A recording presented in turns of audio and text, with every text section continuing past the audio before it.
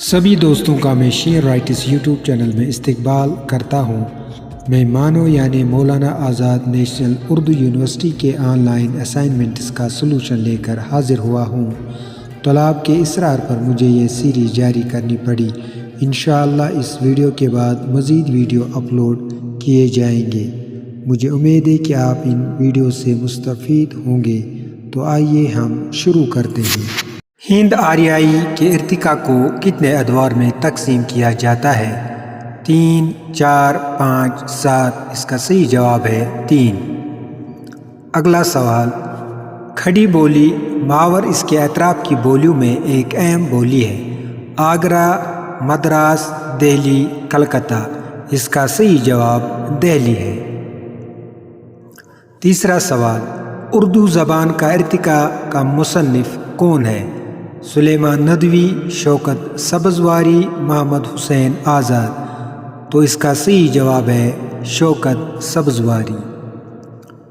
چوتھا سوال، مسلمانوں کے اثر سے برج بھاشا میں عربی فارسی الفاظ داخل ہونے لگے، یہ قول کس کا ہے؟ حکیم شمس اللہ قادری، محمود شیروانی، مہدی افادی، سنیتی کمار چٹرجی۔ تو اس کا صحیح جواب ہے سنیتی کمار چٹرجی۔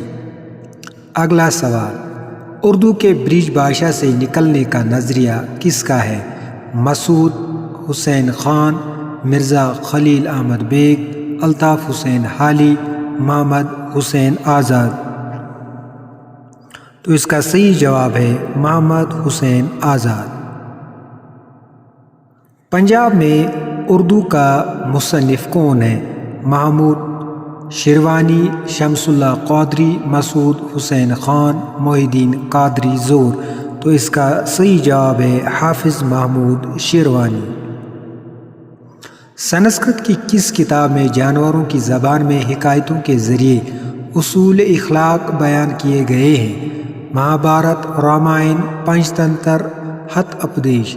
تو اس کا صحیح جواب ہے پنچ تنتر۔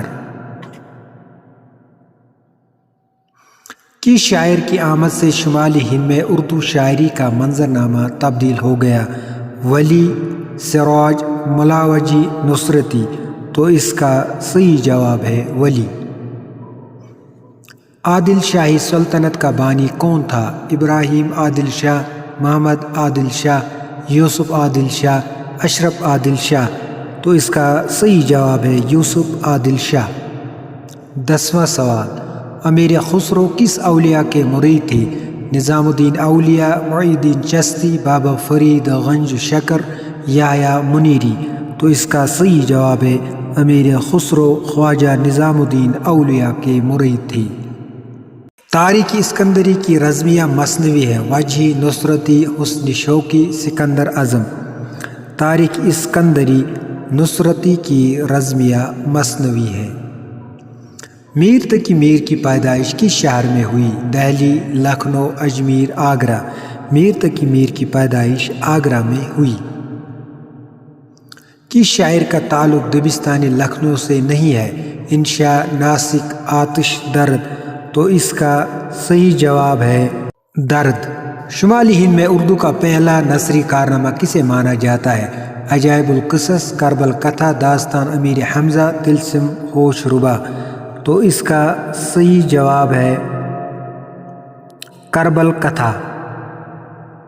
جان گلکرسٹ کا تعلق کس کالج سے تھا؟ Delhi college, Osmania college, Saint John's college, Fort William college. تو اس کا صحیح جواب ہے فورٹ ولیم کالج۔